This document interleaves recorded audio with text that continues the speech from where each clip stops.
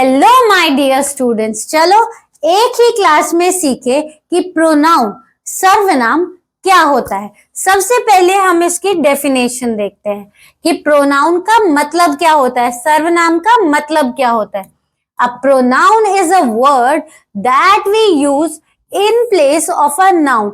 सर्वनाम एक ऐसा शब्द है जिसका उपयोग हम संज्ञा के स्थान पर करते हैं। इसकी टिप भी देख लो।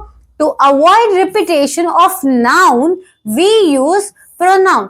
संज्ञा की पुनरावृत्ति से बचने के लिए हम सर्वनाम का उपयोग करते हैं। इससे क्या समझ में आया बच्चों कि जब हम नाउन संज्ञा को बार बार रिपीट करते हैं तो उसको रोकने के लिए हम लोग प्रोनाउन यूज करते हैं, सर्वनाम यूज करते हैं। ऐसा हम क्यों करते हैं? ताकि हमारा सेंटेंस इजी हो जाए, स्मूथ हो जाए, बोलने में भी और लिखने में भी। फॉर एग्जाम्पल देखो, Sagar is a teacher, Sagar teaches maths. इसको लिखने की बजाय जो और अच्छा दिखेगा वो क्या होगा? Sagar is a teacher, he teaches maths. और हिंदी में भी देख लो, सागर एक शिक्षक है, सागर गणित पढ़ाता है। इसको लिखने की बजाय, बोलने की बजाय हम लोग लिख सकते हैं, बोल सकते हैं कि सागर एक शिक्षक है, वह गणित पढ़ाता है।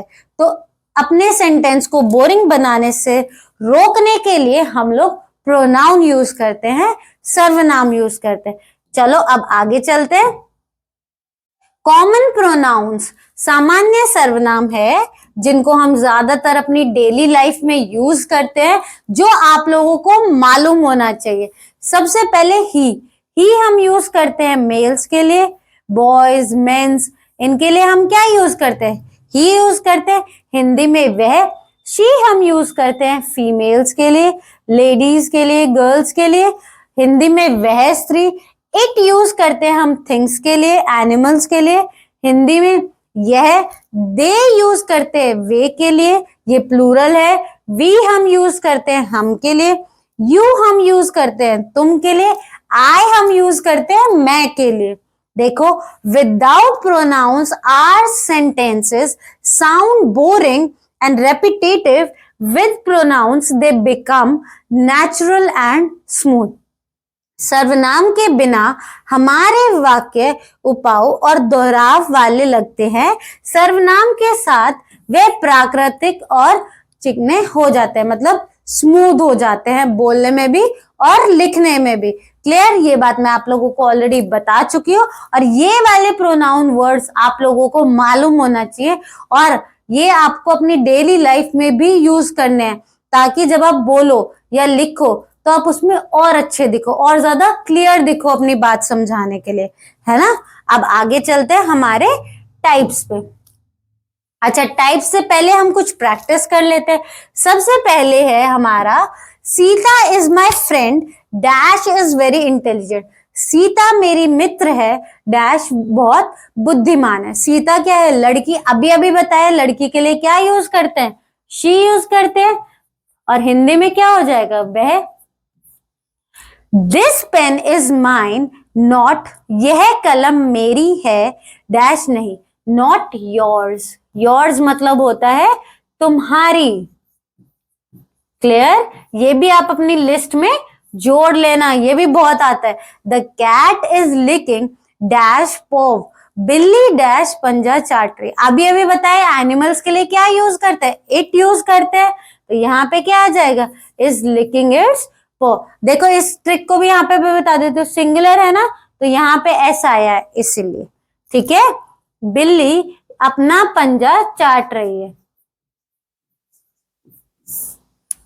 Students choose the correct pronoun she, yours. अच्छा, ये हो चुका है ना, ये मैंने ऑप्शंस भी दे रखे थे आप लोगों को। तो अब हम आगे बढ़ते हैं बिना रुके अपने टाइप्स ऑफ सेंटेंसेस पे, सर्वनाम के प्रकार पे, जिसमें है हमारा सबसे पहले पर्सनल प्रोनाउन, व्यक्तिगत सर्वनाम।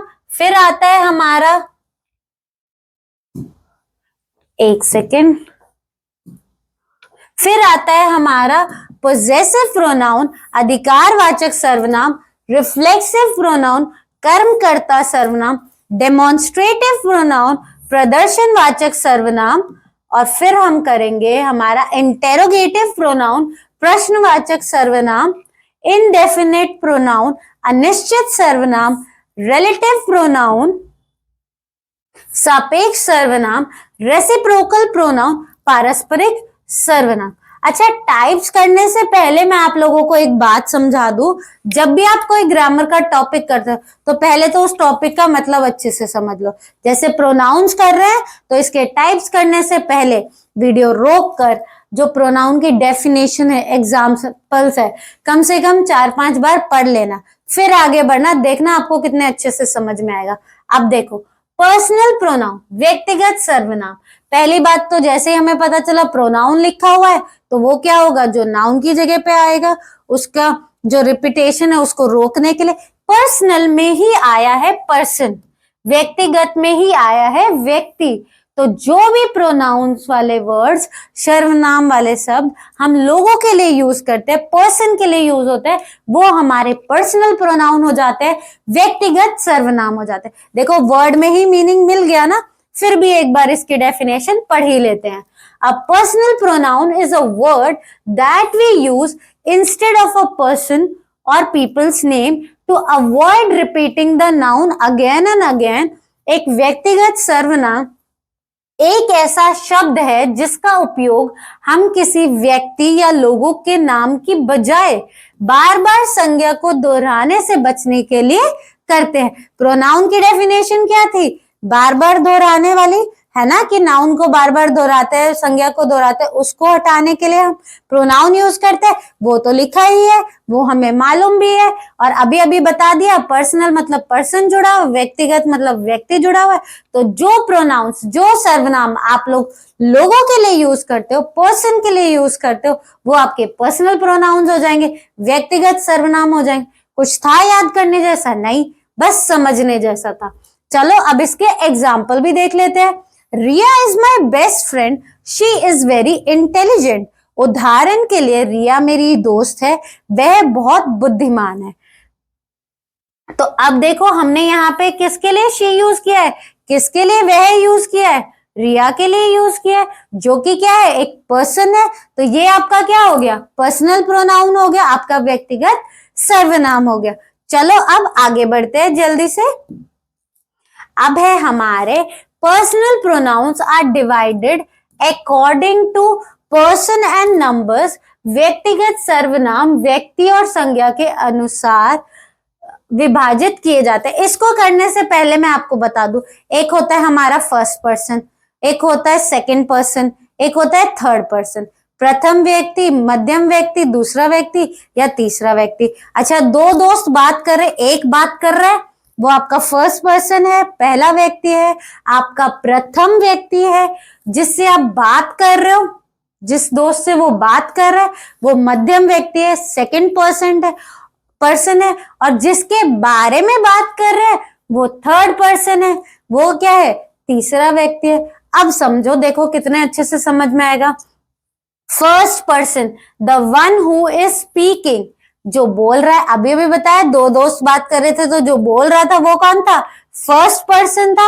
आपका प्रथम व्यक्ति था जो बोल रहा था। उसमें भी क्या होता है कि वो सिंगुलर हो सकता है या फिर वो प्लूरल हो सकता है ना। सिंगुलर में देखो, आई मतलब मैं, मी मतलब मैं, माय मतलब मेरा, माइन मतलब मेरा। एक सब्जेक्ट है, एक ऑब्जेक्ट है। आई सब्जेक्ट है, मी ऑब्जेक्ट है ना। माय क्या है, सब्जेक्ट है, माइन ऑब्जेक्ट है, इसीलिए अलग अलग है, मतलब हिंदी में तो सेम ही है ना। देखो, I am a student, we are playing cricket. मैं एक छात्र हूं, हम क्रिकेट खेल रहे। तो आई, वी, मैं, हम, ये आपके क्या हो गए, फर्स्ट पर्सन वाले पर्सनल प्रोनाउंस हो गए। प्रथम व्यक्ति वाले व्यक्तिगत सर्वनाम हो गए, क्योंकि उनसे वो सबसे पहले कॉन्वर्सेशन क्या है, स्टार्ट हो रही है, वो लोग कर रहे हैं, है ना। अब चलते हैं हमारे नेक्स्ट पे, सेकंड पर्सन, दूसरे व्यक्ति पे। इसको आप ठीक कर लेना, ये थोड़ा सा गलत हो रखा है यहाँ पे मध्यम व्यक्ति या फिर दूसरा व्यक्ति कर लेना। क्लियर। ये क्या है? The one who is been spoken to, जिससे बात की जा रही है। दो दोस्तों में जिस दोस्त से बात की जा रही थी वो कौन था? सेकंड पर्सन था, मध्यम व्यक्ति था, दूसरा व्यक्ति था। उसमें भी सिंगुलर भी हो सकता है, आप एक से ज्यादा लोगों के से भी बात कर सकते हो, तो प्लूरल भी हो सकता है। देखो, यू, योर, योर्स। एग्जाम्पल के लिए, you are my best friend, आप किसी को कह रहे हो, आप अपने बेस्ट फ्रेंड को कह रहे हो, है ना। हिंदी में देखो, आप मेरे सबसे अच्छे दोस्त हो। क्लियर? अब आगे चलते हैं। थर्ड पर्सन, तीसरा व्यक्ति, the one being spoken about, जिसके बारे में बात हो रही है, वो आपका कौन है? तीसरा व्यक्ति है। उसमें भी सिंगुलर प्लूरल दोनों हो सकते हैं। आप एक से ज्यादा लोगों के बारे में भी बात कर सकते हो, एक से ज्यादा लोगों की चीजों के बारे में भी बात कर सकते हो। सिंगुलर में देख लो, ही, वह, हिम, उसे, हिज, उसके, शी, वह, हर, उसके, हर्स, उसके, इट, यह, इट्स, उसके, इसका। बहुवचन में दे, वे, देम, उनके, देयर, उनके, देयर्स, उनके। अब मैं इन दोनों को एक साथ क्यों पढ़ रही थी? देखो, पढ़ते पढ़ते आप कनेक्ट कर पा रहे हो ना कि इन वर्ड्स को हमें कहाँ लिखना है, इसीलिए बार बार कह रही हूँ, हिंदी इंग्लिश को एक साथ करते हुए चलो, ज्यादा अच्छे से समझ पाओगे। चलो, तो अब हम इसका एग्जाम्पल भी देख लेते हैं। He is my brother, they are watching TV.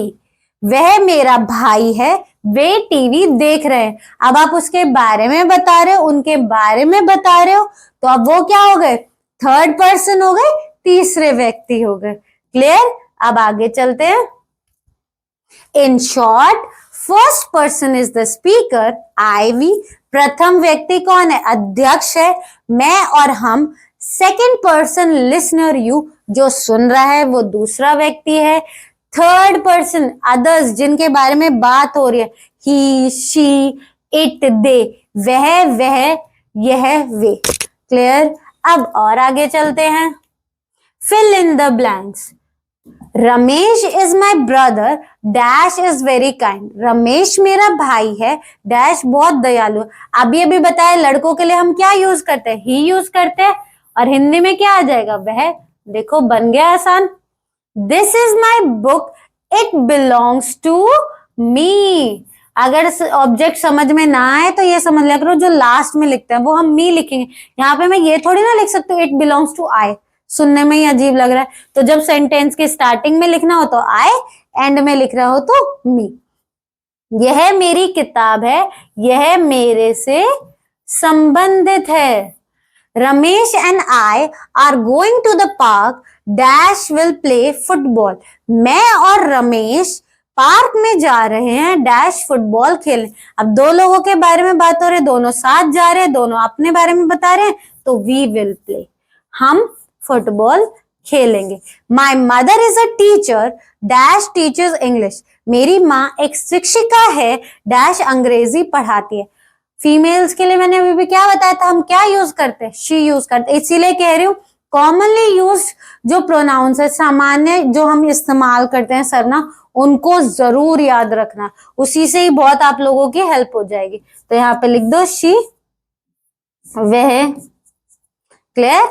अब चलते हैं आगे।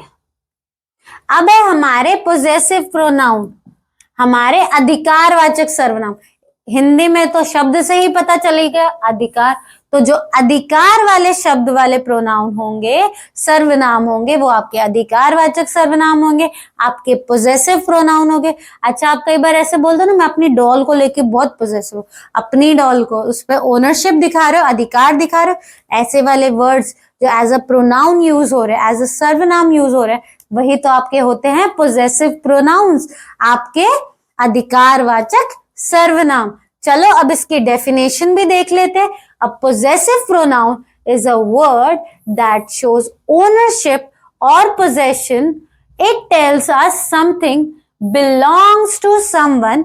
हिंदी में देखो, एक स्वामित्व सर्वनाम एक ऐसा शब्द है जो स्वामित्व या कब्जे को दर्शाता है। यह हमें बताता है कि कुछ किसी का है, मतलब वो उसकी उस पे ओनरशिप दिखाता है, उस पे पोजेशन दिखाता है, अधिकार दिखाता है। तो ऐसे वाले वर्ड्स जो हम एज अ प्रोनाउन यूज करते हैं, सर्वनाम यूज करते हैं, वही तो होते हैं आपके पोजेसिव प्रोनाउंस, आपके अधिकारवाचक सर्वनाम। इनके एग्जाम्पल देखो, this book is mine, that bag is hers, यह किताब मेरी है, वह बैग उसका है। तो उसकी ओनरशिप दिखा रहे, अधिकार दिखा रहे, इसीलिए हमने इनको यहाँ पे यूज किया। यहाँ पे मैंने एक छोटी सी लिस्ट भी लिखी है, list of possessive pronouns. Singular में mine, yours, his, hers, its, plural में आर्स, योर्स, देयर्स। हिंदी में स्वामित्व सर्वनाम की सूची, एक वचन में मेरा, तुम्हारा, उसका। अच्छा, इनको भी मैं एक साथ पढ़ती हूँ, फिर आपको और अच्छे से समझ में आएगा। चलो, माइन मेरा, योर्स तुम्हारा, हिज उसका, हर्स उसका, इट्स उसका, इसका। बहुवचन में, प्लूरल में आवर्स हमारा, योर्स तुम्हारा, देयर्स उनका। आप लोग भी ऐसे ही पढ़ा करो, ज्यादा अच्छे से कर लोगे। चलो आगे चलते हैं। अब है difference between possessive pronoun and possessive adjective. Possessive सर्वनाम और पोजेसिव विशेषण के बीच का अंतर, मतलब अधिकारवाचक सर्वनाम, अधिकारवाचक विशेषण के बीच का अंतर। इसको करने से पहले मैं आपको प्रोनाउन और एडजेक्टिव, सर्वनाम और विशेषण का डिफरेंस बता देती हूँ। तो जब भी पहले उसको माइंड में लाना, फिर इसको लाना, है ना। प्रोनाउन क्या करता है, नाउन की जगह ले लेता है, और एडजेक्टिव विशेषण वो क्या करता है, उसको क्वालिफाई करता है, इसलिए उसके साथ आता है। एक जगह लेता है, हटा देता है, दूसरा उसके साथ आता है। अब करो इसको, पोजेसिव ओनरशिप है ना, देखो, रिप्लेसेस द नाउन।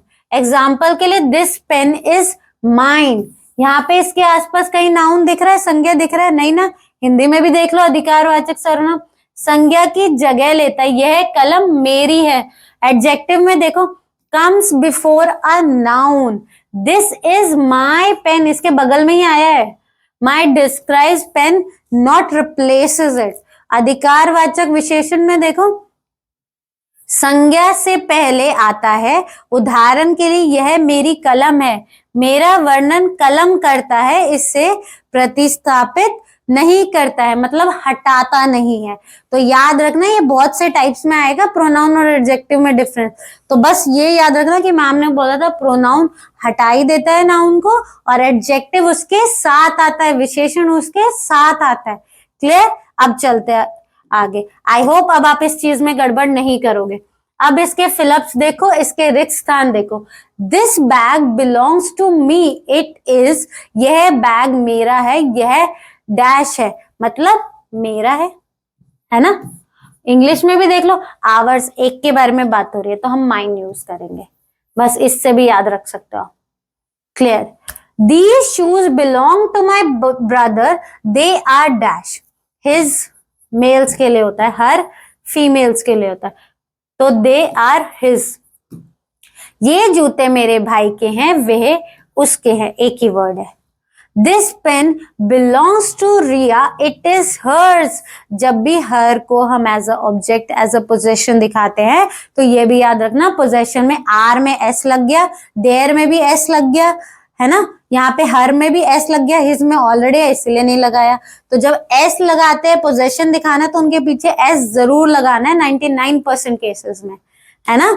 नेक्स्ट देखो, that book belongs to all of us, it is ours. यह किताब हम सभी की है, यह हमारी है। क्लियर? देखो कितना आसान था। फिर से एक पोजीशन की टिप जो अभी अभी दी है कि वर्ड्स के पीछे एस लग जाता है, इससे भी आपको छोटा सा क्लू मिल जाएगा कि ये पोजेसिव प्रोनाउन है ना। उसमें नहीं लगता है, एडजेक्टिव में नहीं लगता, विशेषण में नहीं लगता। अब देखो, रिफ्लेक्सिव प्रोनाउन, कर्म करता सर्वनाम, इसको याद रखो मिरर से। आप अपने आप को देखते हो तो आप ही रिफ्लेक्ट बैक आपको दिखते हो ना, और कोई तो नहीं दिखता है। वैसे ही रिफ्लेक्सिव प्रोनाउन है, जब एक वर्ड, एक जो नाउन है प्रोनाउन, उसको रिफ्लेक्ट करना, मतलब उल्टा उसी के बारे में बताना है। इसका एक क्लू होता है खुद। अब देखो वो कैसे आएगा। A reflexive pronoun is a pronoun that refers back to the subject of the sentence. It is used when the doer, subject and the receiver, object of the action are the same person. जैसे mirror में हम अपने आप को देखते हैं. हिंदी में देखो, एक कर्मकर्ता सर्वनाम एक सर्वनाम है जो वाक्य के विषय को वापस संदर्भित करता है. इसका उपयोग तब किया जाता है जब क्रिया कर्ता, विषय और प्राप्तकर्ता वस्तु एक ही व्यक्ति हो. अब इसको पहले एग्जाम्पल से समझो और अच्छे से समझ में आएगा. I taught myself to play guitar. She prepared food by herself. Hindi में देखो, मैंने खुद को गिटार बजाना सिखाया, उसने खुद का खाना तैयार किया. अभी बताया था खुद से याद रख लेना, है ना. और इंग्लिश में सेल्फ, और जब प्लूरल आएगा तब सेल्फ हो जाएगा. अगर आप लोगों को नहीं पता है सिंगुलर से प्लूरल में कैसे कन्वर्ट करता है तो उसकी भी वीडियो डली है, उसको भी जरूर देखना. और ना ट्राई करो ग्रामर को, व्याकरण को सीक्वेंस में ही कर लो ताकि बेसिक जो है वो बहुत अच्छे से क्लियर हो जाए. सेल्फ का हो जाएगा एफ हट के VES, सेल्फ. क्लियर. तो जब भी हमें रिफ्लेक्ट बैक करना होता है अपने नाउन को, अपने सब्जेक्ट को, तो वहां पे हम यूज करते हैं हमारे रिफ्लेक्सिव प्रोनाउन, कर्मकर्ता सर्वनाम, जैसे माई सेल्फ, हर सेल्फ, और हिंदी में तो खुद से याद रख लेना, है ना. अब आगे चलते हैं. लिस्ट ऑफ रिफ्लेक्सिव प्रोनाउन, कर्मकर्ता सर्वनामों की सूची. हमने first person, second person, third person देखा था. पहला व्यक्ति, दूसरा व्यक्ति, तीसरा व्यक्ति, सिंगुलर और प्लूरल, एक वचन और बहुवचन. फर्स्ट पर्सन कैसे बोलेगा? माई सेल्फ, खुद. आर सेल्फ, प्लूरल में अभी बताया सेल्फ से याद रख लेना कि एफ अट्टे के साथ VES आ गया. योर सेल्फ, तुम. योर सेल्फ, आप खुद. हिमसेल्फ, हर सेल्फ, इटसेल्फ, स्वयं. देमसेल्फ, खुद से. क्लियर. इसका आप स्क्रीनशॉट ले सकते हो, लिखते लिखते ही याद हो जाएगा. बस जहां पे सेल्फ आए, सेल्फ आए, समझ जाना क्या है, रिफ्लेक्सिव प्रोनाउन है. खुद आ जाए, स्वयं आ जाए, मतलब क्या हुए आपके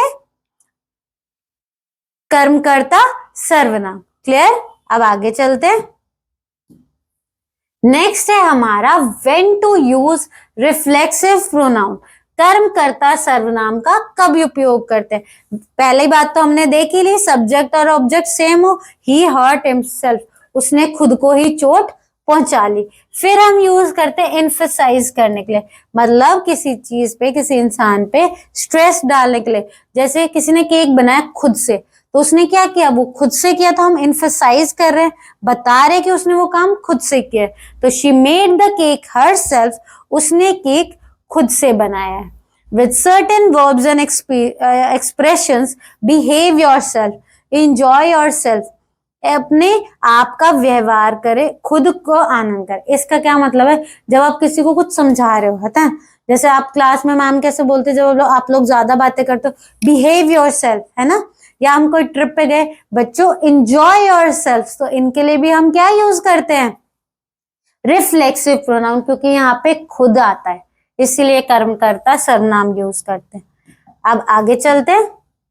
फिलअप्स देखो, I cut dash while chopping vegetables. अब मैंने सब्जियां काटते समय डैश काट लिया. अब वो अपने बारे में बता रहे, तो आई कट माई सेल्फ या I cut my fingers.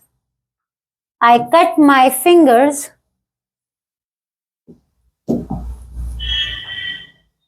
I cut myself या I cut my fingers. और यहां पे क्या आ जाएगा आपका, खुद काट लिया या खुद को काट लिया, है ना. उसके बाद क्या है हमारा, she made this project all by herself. उसने इस परियोजना को खुद द्वारा बनाया गया है. उसके बाद क्या है, don't blame others, blame your self. दूसरों को दोष मत दो, दोष अपने आप को दोष स्वयं को दो, खुद को दो, है ना. अब देखो next sentence, we enjoyed ourself. अभी अभी बताया था वी का प्लूरल क्या होता है, आर, और उसमें क्या लग जाएगा, सेल्फ लग जाएगा, सेल्फ नहीं लगेगा। हमें पिकनिक पे खुद को आनंद करना चाहिए, आनंद लिया, खुद का आनंद लिया। क्लियर? अब आगे चलते हैं। अब है हमारे डेमोन्स्ट्रेटिव प्रोनाउन, प्रदर्शनकारी सर्वनाम। इनको कैसे याद रखना, दिस, दैट, दीज, दोस। फिर से रिपीट करती हूँ, दिस, दैट, दीज, दोस। अब देखो दो दो वर्ड्स तो एक साथ ही है, दिस और दीज, दैट और दोस। इसमें बस इतना सा डिफरेंस है, दिस सिंगुलर के लिए, दैट सिंगुलर के लिए, दीज प्लूरल के लिए, दोस प्लूरल के लिए। अब मैंने ऐसे क्यों किया था कि दिस और दैट, दिस मतलब जो चीज आप देख सकते हो और उसको पॉइंट आउट कर रहे हो तो आप दिस यूज करते हो, लेकिन अगर आप किसी ऐसी चीज को, किसी ऐसे इंसान को या एनिमल को या जगह को पॉइंट आउट करते हो तो उसके लिए आप दैट यूज करते हो। और जब हमें दिस के प्लूरल में यूज करना है तो हम दीज यूज करते हैं, दैट को प्लूरल में यूज करते हैं तो दोज यूज करते हैं। इसीलिए मैंने कहा दिस आगे, क्योंकि हम देख पा रहे, क्या हम पीछे से देख पाते नहीं, इसीलिए मैंने दैट को पीछे डाल दिया, दीज को आगे, दोज को पीछे। अब इसकी डेफिनेशन देखो, a demonstrative pronoun is a pronoun that is used to point out specific people, places और थिंग्स। जैसे मैंने बताया पॉइंट आउट करने के लिए, it shows which one we are talking about. Hindi में देखो, एक प्रदर्शनकारी सर्वनाम एक सर्वनाम है जिसका उपयोग हम विशेष लोगों, स्थानों, चीजों को इंगित या फिर पॉइंट आउट करने के लिए किया जाता है। इससे पता चलता है कि हम किसके बारे में बात कर रहे हैं। पॉइंट आउट आप कब करते हो, जब आपको बताना हो कि आप उस चीज के बारे में, उस जगह के बारे में, उस इंसान के बारे में बात कर रहे हो, है ना। देखो, दिस इज माई बुक, वो बुक दिख रही है इसलिए मैंने बोला this is my book. That is your car, वो कार दिख नहीं रही तो क्या यूज किया, दैट यूज किया। यह मेरी किताब है, ये मेरी किताब है। वह आपकी कार है, वो आपकी कार है। अच्छा, आप क्लास में बैठे, आपको सारे टेबल्स दिख रहे हैं तो आप क्या यूज करोगे, दीज टेबल्स। लेकिन अगर आपको दूसरी क्लास के टेबल्स पसंद है और मैम को बताना है, बेंचेस पसंद है और मैम को बताना है, तो आप क्या कहोगे, ma'am those benches were nice, है ना, these benches are not nice. तो दीज, दोज जो नहीं दिख रहा, दिस जो दिख रहा है, दैट जो नहीं दिख रहा। क्लियर? अब आगे चलते हैं। लिस्ट ऑफ डेमोन्स्ट्रेटिव प्रोनाउंस, प्रदर्शनकारी सर्वनामों की सूची। वैसे तो मैंने आपको बता दिया, फिर भी इनको जल्दी जल्दी पढ़ लेते हैं। दिस आगे जो दिख रहा है, point out something that is near and singular, this is my pen. Hindi में देखो, यह निकट एक वचन की ओर इशारा करता है, यह मेरी कलम है ना।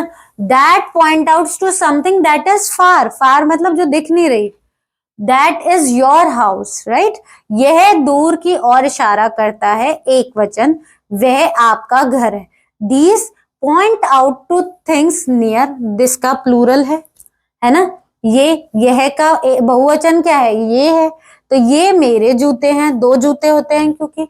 Those points to things far, plural, those are books, वे दूर की चीजों को और इशारा करते हैं, बहुवचन, ये मेरी किताब है। फिर से याद दिलाते हुए, लास्ट टाइम 2-3 बारी करके दिखा दिया ताकि आपके माइंड में सेट ही हो जाए। दिस, दीज जो दिख रहा है, दैट, दोज पीछे नहीं दिख रहा तो मतलब जो नहीं दिखता है ना, जो दूर है। चलो अब जल्दी से और आगे चलते हैं। Difference between demonstrative pronoun and demonstrative adjective, प्रदर्शनात्मक सर्वनाम और प्रदर्शनात्मक विशेषण में क्या अंतर है। अभी अभी बताया था, प्रोनाउन और एडजेक्टिव हर जगह दिखेंगे, बस आपको याद क्या रखना है, प्रोनाउन जगह ले लेते हैं, सर्वनाम जगह ले लेते हैं नाउन की, संज्ञा की, और एडजेक्टिव उनके साथ आते हैं। देखो, डेमोन्स्ट्रेटिव में stands alone, replaces noun, same ही चीज आ रही है बार बार, और आप लोगों को लगता है इतना बड़ा चैप्टर है कुछ भी नहीं। Demonstrative adjective comes before a noun, same ही बात बोली गई है ना। देखो, अब देखो यहाँ पे हमारा क्या है, दिस बुक इज माइन। अब बस ये याद रख लेना, मैम ने कहा था नाउन से पहले आया तो मतलब डेमोन्स्ट्रेटिव एडजेक्टिव है, प्रदर्शनात्मक विशेषण है। और अगर उसको रिप्लेस ही कर दिया, जैसे दिस इज माइन, क्या मेरा है, ये तो मालूम ही नहीं है है ना, यह मेरा है, तो वहां पे क्या हो गया, नाउन को भगा दिया, संज्ञा को भगा दिया, तो क्या होगा, प्रोनाउन होगा। कौन सा, डेमोन्स्ट्रेटिव। क्लियर। अब आगे चलते हैं। देखो सब बहुत आसान है अगर समझ समझ के पढ़ोगे तो। फिल इन द ब्लैंक्स, रिच स्थान भरे। डैश क्या है, dash is my best friend standing near me. मेरा सबसे अच्छा दोस्त मेरे पास खड़ा है। पहली बात तो हमने देखा कि किसी चीज को पॉइंट आउट कर रहे हैं।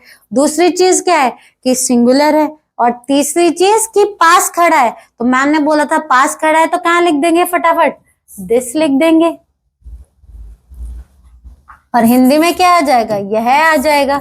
नेक्स्ट सेंटेंस क्या है, look at dash stars in the sky. आकाश में डैश तारों को देखो। दिख रहे हैं ना, दिखा रहा है ना, पॉइंट आउट करवा रहा है ना, और क्या है, प्लूरल। तो लुक एट दीज स्टार्स। और अगर नहीं दिख रहे होंगे तो यहाँ पे दोज भी आ सकता है। दो स्टार्स, आकाश में वे तारों को देखें। Dash are my shoes on the floor. फर्श पे मेरे जूते। जूते है, प्लूरल है।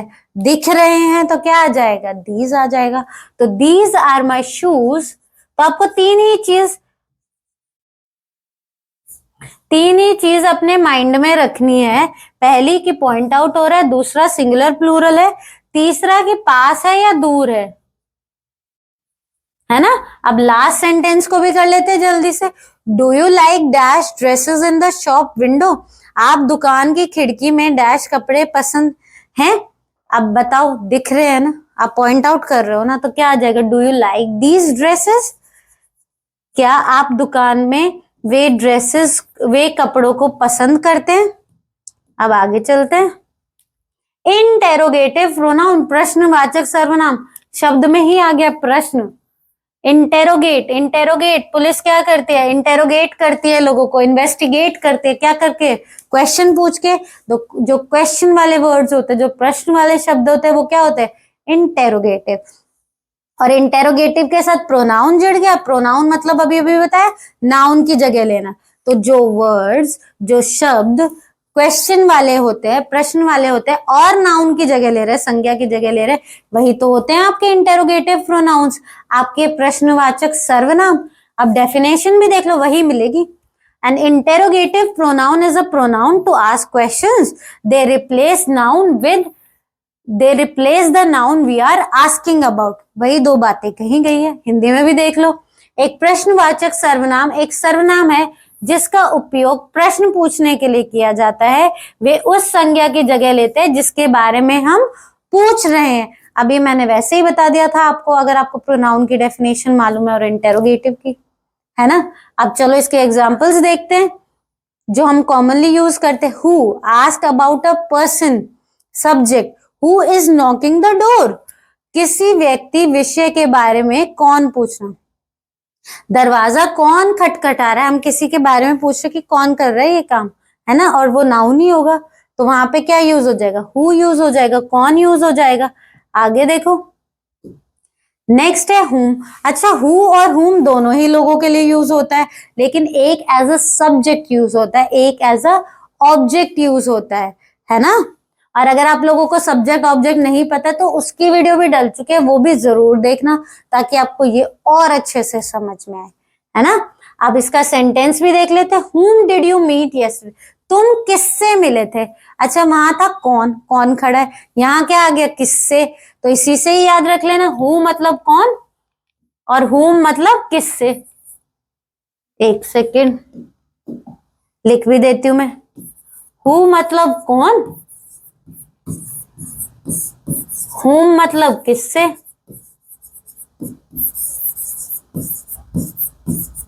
हिंदी को देखो साथ करते करते चल रहे तो कितना आसान हो जा रहा है। हु हुम जिसमें हम हमेशा कंफ्यूज रहते हैं, हिंदी के वर्ड से कनेक्ट कर लिया तो और इजी हो गया हमारे लिए। देखो, आप कल किससे मिले थे। अब देखो नेक्स्ट है हुज। भाई हुज तो जहां भी आप लोगों को दिखे ना, बस दिमाग में ले आना कि पोजेशन ओनरशिप बतानी है उससे रिलेटेड, और कई जगह देखने को मिलेगा। देखो अब, हुज बुक इज दिस, ये बुक किसकी है, उसी का अधिकार है उस बुक पे, उसी को देनी है, इसीलिए पूछ रहे हो। फिर हिंदी में क्या है, किसका कब्जा स्वामित्व के बारे में पूछना, यह किसकी किताब है, तो जब आ जाए किसकी तो वहां आएगा हुज। और इससे पता है एक चीज और हो जाएगी, जब आपको इंग्लिश में ना समझ में ना, उसको हिंदी में ट्रांसलेट करने की कोशिश करना और फिर याद कर लेना कि मैम ने कहा था इस जगह, तो फिर यही आएगा। विच, जब आप चॉइस देते हो किसी दो चीजों में या ज्यादा चीजों में, जैसे मैम आपसे पूछ रहे which is your favourite colour, which is your favourite fruit, है ना, which is your favourite subject. अब क्या हो रही है, चॉइसेस पूछी जा रही है, तो वहां पे क्या आएगा, विच आएगा। हिंदी में भी देख लो, कौन सा आपका पसंदीदा रंग कौन सा है ना। फिर है हमारा व्हाट आस्क अबाउट समथिंग और आइडिया। व्हाट को तो बस ऐसे ही याद रख लेना, जब भी कहीं जाते हो किसी अनजान से मिलते हो या कोई स्कूल ज्वाइन किया है या ट्यूशन ज्वाइन किया है, तो सबसे पहले क्या क्वेश्चन आता है, व्हाट इज योर नेम, आपका क्या नाम है। तो व्हाट कहाँ यूज करना है, जब क्या यूज करना है। देखो कितना आसान था। अब और आगे बढ़ जाते हैं।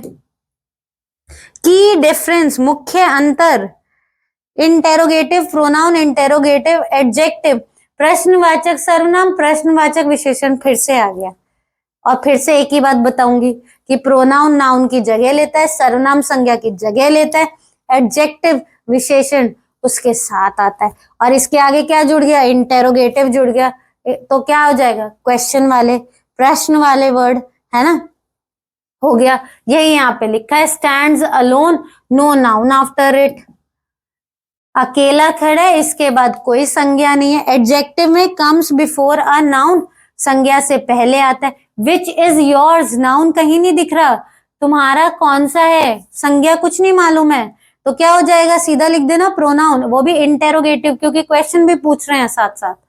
उसके बाद नेक्स्ट क्या है, विच बुक इज योर्स, अब बता दिया कि किताब के बारे में बात हो रही है ना, तो वो क्या हो जाएगा आपका इंटेरोगेटिव एडजेक्टिव, आपका प्रश्नवाचक विशेषण। चलो और आगे बढ़ जाते हैं। देखो सारी चीजें कितनी आसान है अगर आपने प्रोनाउन की डेफिनेशन अच्छे से कर ली, है ना। बाकी टाइप्स के तो वर्ड में ही उनका मीनिंग है, तो कनेक्ट करना और कोई काम नहीं करना। अब इसके फिलअप्स भी कर लेते हैं, रिक्तस्थान भी भर लेते हैं। Dash is your best friend, dash आपका सबसे अच्छा दोस्त है। हिंदी में कर लो पहले, तो कैसे पूछते हो, कौन आपका सबसे अच्छा दोस्त है, कौन के बारे में। और अभी हम दो प्रोनाउंस यूज कर रहे थे, हु और हुम, जो हम लोगों के लिए यूज कर रहे थे, लेकिन कौन किसके लिए यूज कर रहे थे, हु के लिए यूज कर रहे थे, लिख लो।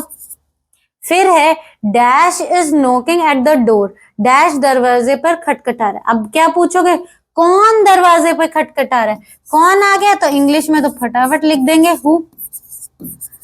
नेक्स्ट है हमारा dash of these pens do you like, dash pen में से आपको क्या पसंद है। चॉइसेस के लिए क्या यूज किया था, विच यूज किया था, बस लिख दो बिना कुछ सोचे समझे। और हिंदी में क्या आ जाएगा, कौन सा।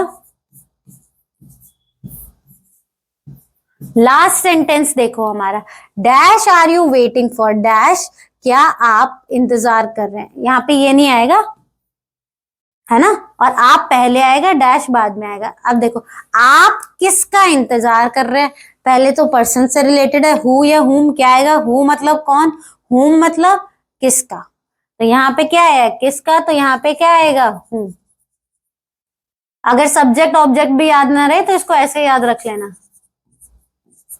हो गया हमारा ये इंटेरोगेटिव भी यहीं पे खत्म। अब और आगे बढ़ जाते हैं, और सबको कनेक्ट कर करके पढ़ रहे तो प्रोनाउन और अच्छे से समझ में आएगा, सर्वनाम और अच्छे से समझ में आएगा। अब इनडेफिनेट प्रोनाउन, अनिश्चित वाचक लिख लेना या कालीन लिख लेना, एक ही बात है, सर्वनाम, है ना। अब इसमें इनडेफिनेट मतलब जिसके बारे में पता ही नहीं है, कुछ स्पेसिफिक नहीं है, बस जनरल वे में कहेंगे, सामान्य वे में यूज करेंगे। देख लो definition. An indefinite pronoun is a pronoun that does not refer to any specific person, place or things. It talks about people or things in general way.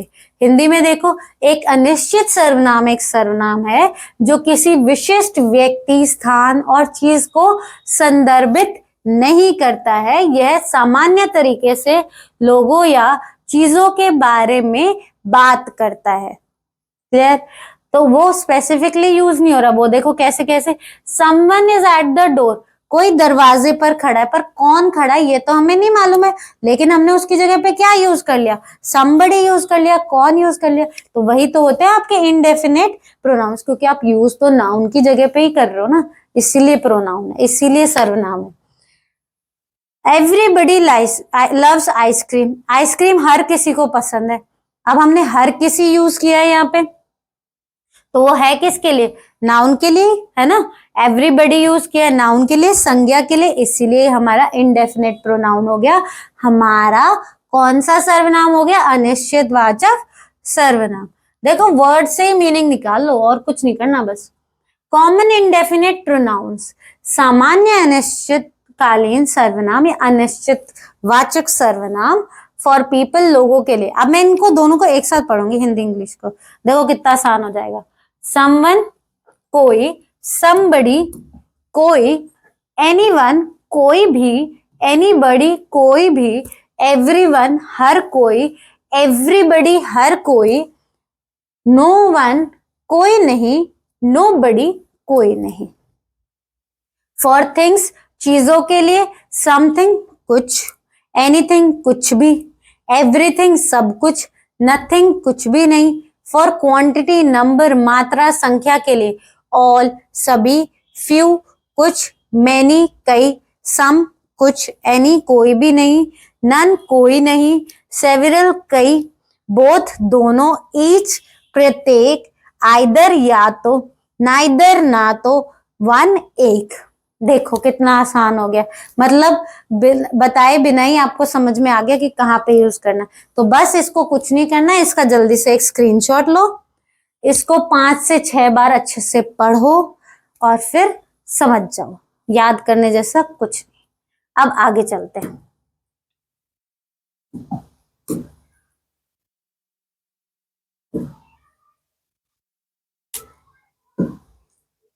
Important point, महत्वपूर्ण जानकारी। Indefinite pronouns are wagyu, मतलब दिखते नहीं है, generally use करते हैं। They do not give any exact identity. अनिश्चितकालीन सर्वनाम अस्पष्ट सामान्य होते हैं, वे सटीक पहचान नहीं देते। एवरीबडी, समबडी, आप कोई नाम थोड़ी ना ले रहे हो, ऐसे ही तो बोल रहे हो जर्नल वे में, इसीलिए। In short, indefinite pronouns are not definite, not specific, someone, anymore, few, many, all, none, etc. अनिश्चित सर्वनाम निश्चित नहीं है, विशिष्ट नहीं है, कोई, कोई भी, कुछ, कई, सभी, कोई नहीं आदि, ऐसे वाले वर्ड्स, ऐसे वाले शब्द। देखो रीडिंग से ही समझ में आ गया। अब आगे चलते हैं, फिल इन द ब्लैंक्स। सबसे पहले हमारा dash has left their umbrella in the class. Dash ने कक्षा में अपना छाता छोड़ दिया है। समवन या नोबडी, अभी हम किसी के बारे में बता रहे हैं, किसी ने छाता छोड़ दिया तभी तो पूछ रहे, तो नोबडी कैसे ही आ जाएगा, कोई नहीं कैसे ही आ जाएगा, तो बस क्या आ गया, समवन कोई भी। I looked everywhere but I found dash nothing everything। मैंने हर जगह देखा लेकिन मुझे डैश मिला, कुछ नहीं सब कुछ। अगर सब कुछ मिल जाता, एवरीथिंग मिल जाता, तो बट क्यों यूज करती, लेकिन क्यों यूज करती। तो यहाँ पे क्या है, उसे कुछ नहीं मिला इसलिए बट यूज किया है, तो क्या हो जाएगा, नथिंग कुछ नहीं। समझ के करो, देखो कितना आसान है। Dash can solve this question if they try. Dash इस पर्सन को हल कर सकते हैं यदि वे प्रयास करते हैं। एनीवन, नथिंग, पहली बात तो नथिंग चीज के लिए होता है, थिंग ही आ गया यहाँ पे, कुछ नहीं। अगर कोई कर पा रहा है तभी तो बोल रहे हैं, तो कोई भी, एनीवन। लास्ट है हमारा, there are dash apples in the basket, some और नन। टोकरी में डैश सेब है, कुछ या कुछ नहीं। अरे उसमें दिख रहे हैं तभी तो बोल रहे हैं, तो यहाँ पे नन का तो कोई सवाल ही नहीं है, कोई नहीं का तो सवाल ही नहीं है, तो क्या आ जाएगा, सम आ जाएगा, कुछ आ जाएगा। क्लियर, आई होप आप लोग समझते चल रहे हैं। आगे देखते हैं, रिलेटिव प्रोनाउन, सापेक्ष सर्वनाम। इसको करवाने से पहले मैं इसके एग्जाम्पल करवाऊंगी। देखो सबसे पहले, this is the girl whom I met yesterday। यह वही लड़की है जिससे मैं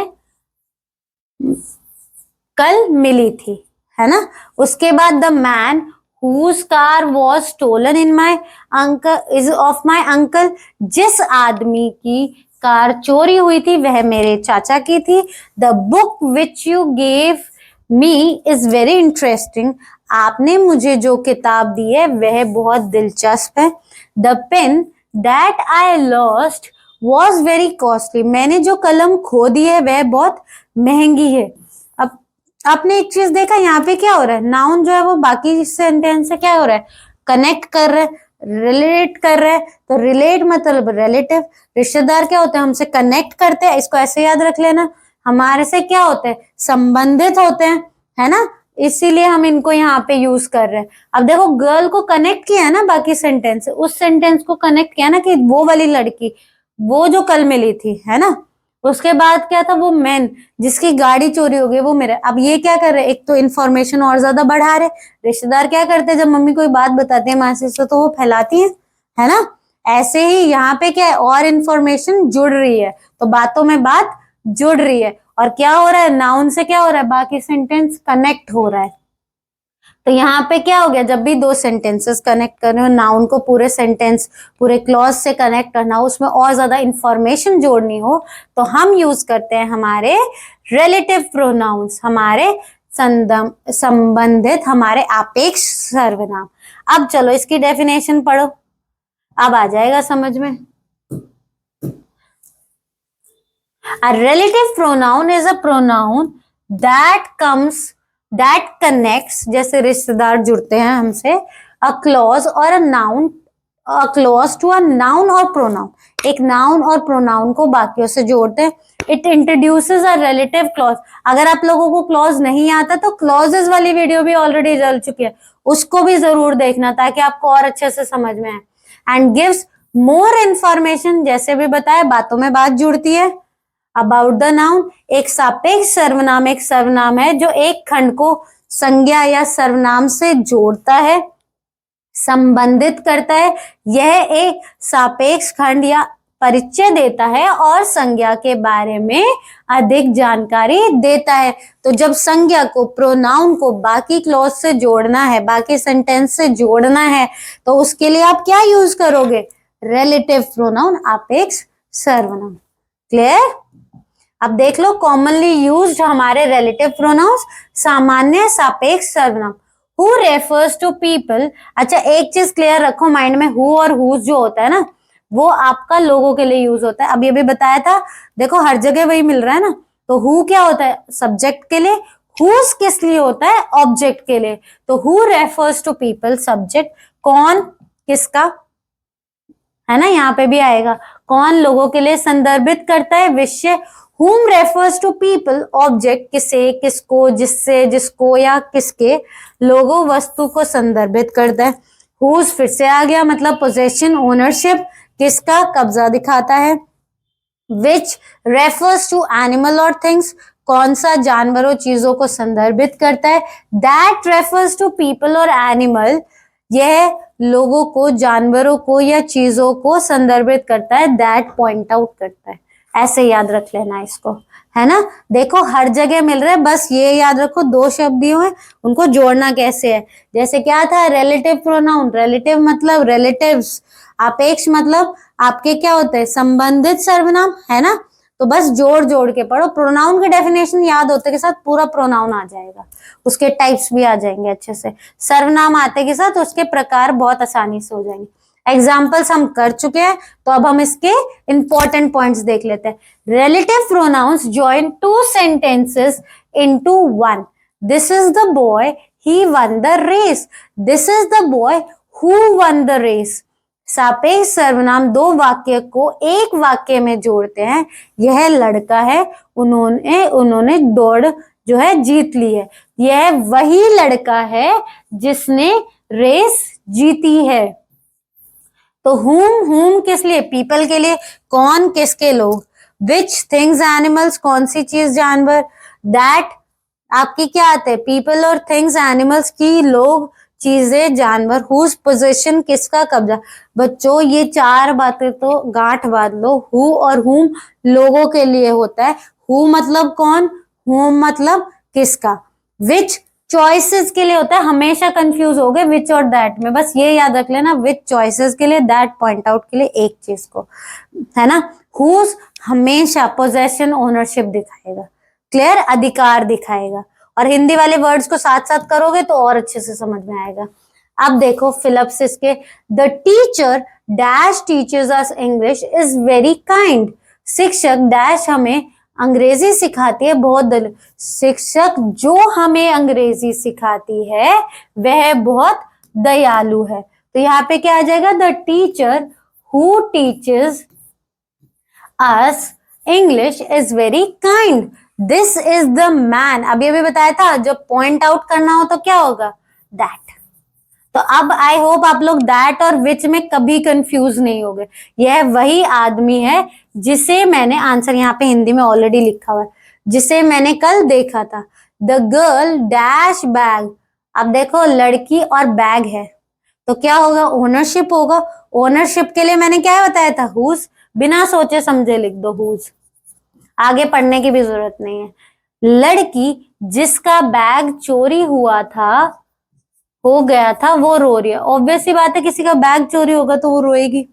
लास्ट सेंटेंस है, the movie dash we watch yesterday was amazing, कल हमने जो फिल्म देखी थी, जो पहले ही आ गया, the movie that we watched yesterday, या फिर विच भी लिख सकते हो क्योंकि यहाँ पे चॉइस भी हो सकते हैं, बट यहाँ पे क्या आप एक मूवी को पॉइंट आउट कर रहे हो तो दैट ही लिखो। चलो आई होप आप लोग ये भी कर लोगे, और देखो कनेक्ट कर करके पढ़ो, हो रहा है ना अच्छे से।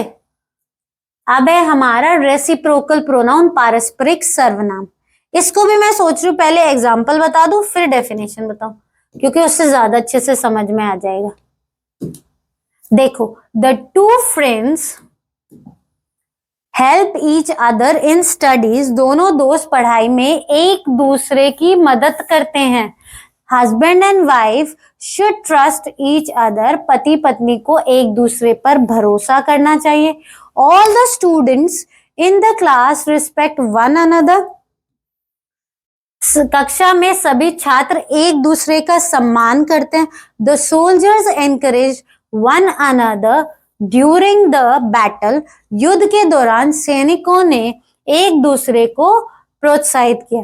हिंदी में देख रहे हो, एक दूसरे, तो जब सेम एक्शन दो लोग करते हैं या दो से ज्यादा लोग करते हैं तो वहां पे हम यूज करते हैं हमारे पारस्परिक सर्वनाम, रेसिप्रोकल प्रोनाउंस। लेकिन ईच अदर और वन अदर में डिफरेंस क्या है, ईच अदर हम यूज करते हैं दो लोगों के लिए, देखो जैसे यहाँ पे टू फ्रेंड्स थे, हस्बैंड एंड वाइफ दो थे, और जैसे स्टूडेंट्स आए, सोल्जर्स आए, दो से ज्यादा के बारे में बात हुई तो हम क्या यूज करेंगे, वन अनदर। इनमें हमें बहुत कंफ्यूजन होती है, हिंदी में तो समझ में आ जाता है एक दूसरा, बट इंग्लिश में नहीं आता है। अब से याद रखना, ईच अदर मतलब दो के लिए, वन अनदर दो से ज्यादा के लिए, दो से अधिक के लिए, मोर देन टू। और क्या हो रहा है कि सेम एक्शन हो रहा है एक दूसरे के साथ, है ना। जैसे आप दो फ्रेंड्स हो, एक को मैथ्स अच्छे से आते हैं, एक को इंग्लिश अच्छे से आते, तो आप लोग क्या करोगे, एक दूसरे की मदद करोगे। तो आप सेम एक्शन कर रहे हो, मदद कर रहे हो, किसमें, पढ़ाई में कर रहे हो, और दो लोग हो तो आप क्या यूज करोगे, ईच अदर। और यहीं पे अगर मैं यू बोल देती कि all students should help one another, clear. दो के बारे में बातें तो ईच अदर, दो से ज्यादा के बारे में बातें तो वन अनदर। अब इसकी डेफिनेशन देख लो, अब समझ पाओगे। हमारे दो ही रेसिप्रोकल प्रोनाउन होते हैं, दो ही पारस्परिक सर्वनाम होते हैं, ईच अदर और one another. A reciprocal pronoun is a pronoun that we use for two or more people who are doing the same thing to each other. अभी हेल्प वाली बताई थी पढ़ाई में। It shows a mutual relationship or action in return. अब action in return तो ये भी हो सकता है आपने किसी को मारा, उसने आपको उल्टा मारा, तो ये भी एक्शन होता है, तो वो आपका क्या हो जाएगा, रेसिप्रोकल प्रोनाउन हो जाएगा, आपका पारस्परिक सर्वनाम हो जाएगा। एक पारस्परिक सर्वनाम का उपयोग तब किया जाता है जब दो या दो से अधिक लोग एक दूसरे के साथ एक ही काम कर रहे होते हैं, यह बदले में आपसी संबंध या कार्रवाई को दर्शाते। सेम एक्शन हो रहा है दो लोगों के लिए या दो से ज्यादा लोगों के लिए, तो हम यूज करते हैं हमारे रेसिप्रोकल प्रोनाउन, हमारे पारस्परिक सर्वनाम, और हमारे दो ही रेसिप्रोकल प्रोनाउन है, दो ही पारस्परिक सर्वनाम है, each other, one another. Hindi में तो एक दूसरे। ईच अदर किस लिए? दो लोगों के लिए, वन अनदर दो से ज्यादा लोगों के लिए। जैसे यहाँ पे कौन कौन है? रिया और सीता दो लोग हैं, तो हमने क्या किया? ईच अदर यूज किया। रिया और सीता एक दूसरे से प्यार करती है। हमारा दो से ज्यादा का क्या एग्जाम्पल है? टीम, टीम में दो से ज्यादा लोग होते हैं, तो हमने क्या यूज कर लिया? हमारा वन अनदर। हिंदी में तो सेम ही रहेगा, टीम के खिलाड़ी एक दूसरे को समर्थन करते हैं, मतलब सपोर्ट करते हैं। चलो अब इसके एग्जाम्पल्स हम कर चुके हैं। अब हम देखते हैं की point. Each other, two people think, one another more than two people और थिंग्स। एक दूसरे दो लोगों के लिए, एक दूसरे, हिंदी में तो सेम है, बहुत आसान काम हो गया। Reciprocal pronoun, each other, one another, एक दूसरे, एक दूसरे। Mutual relationship, mutual feeling, mutual action हो रहा है, राइट? आपसी क्रिया या भावना दिखाते हैं। नेक्स्ट देखो, fill in the blanks, रिक्त स्थान भरे। Rohan and Sohan are good friends, they help dash in it. दो चीजें नोटिस करनी है, दो लोगों के बारे में बात हो रही है, फिर सेम एक्शन हो रहा है क्योंकि हेल्प कर रहे हैं एक दूसरे को। तो जैसे ही आपका वर्ड आ जाए, शब्द आ जाए, एक दूसरे की मदद करते हैं। रोहन और सोहन अच्छे दोस्त है, एक दूसरे की मदद करते हैं, तो बिना सोचे समझे हमें यहाँ पे क्या लिखना है? Each other. The two boys, फिर से टू बॉयज फाइटिंग, आपस में ही तो लड़ेंगे, तो यहाँ पे क्या होगा? दोनों लड़के एक दूसरे से लड़ रहे थे। दो है, एक दूसरे वाला वर्ड कनेक्ट कर रहा है, तो क्या आ जाएगा? फिर से ईच अदर आ जाएगा। नेक्स्ट देखो, all the students in the class congratulated dash after the competition. कक्षा के सभी छात्रों ने प्रतियोगिता के बाद डैश को बधाई दी। आपस में बधाई दे रहे हैं एक दूसरे को, दो से ज्यादा है तो बिना सोचे समझे वन अनदर। देखो कितना इजी है ये। और यहाँ पे तो हमारा एक दूसरे आएगा ही आएगा, नो चॉइस। उसके बाद है हमारा the couple promise to love dash forever. एक दूसरे को ही तो प्रॉमिस करेंगे, तो यहाँ पे क्या आ जाएगा? फिर से दो है तो ईच अदर, और हिंदी में एक दूसरे। तो यहीं पे हमारा प्रोनाउन खत्म होता है, सर्वनाम खत्म होता है, उसके टाइप्स, उसके प्रकार। और बस मेरी एक ही टिप याद रखना कि जब भी आपको ग्रामर करनी है तो कनेक्ट कर करके पढ़ो, बहुत आसान है। मुझे लगता है कि सबसे आसान है ग्रामर करना, व्याकरण करना, और उसी को ही सबने डिफिकल्ट बना लिया, सबसे ज्यादा मुश्किल बना लिया, क्योंकि हम उसकी प्रैक्टिस नहीं करते। और जैसे हम मैथ्स की प्रैक्टिस करते हैं, वैसे ही डेली हमें 15 से 20 मिनट ग्रामर भी करना चाहिए। और अब तो आप लोगों के लिए और आसान हो गया, बस एक वीडियो चलानी है, देखनी है, उसी से ही आपकी प्रैक्टिस हो जाएगी। एंड आई होप आपको हमारी वीडियो अच्छी लगी। और एक बात और, हमारा एक कोर्स और चल रहा है जिसमें हम डिटेल में कर रहे हैं, टाइप वाइज प्रॉपरली उनको अच्छे से डिस्कस कर रहे हैं, वो भी जरूर देखा करो डेली, ताकि आपकी और ज्यादा हेल्प हो जाए। और ग्रामर, व्याकरण जो आपको सबसे ज्यादा डिफिकल्ट लगती है, वो आपके लिए चुटकियों का काम बन जाए। And please like, share and subscribe and comment also. Thank you.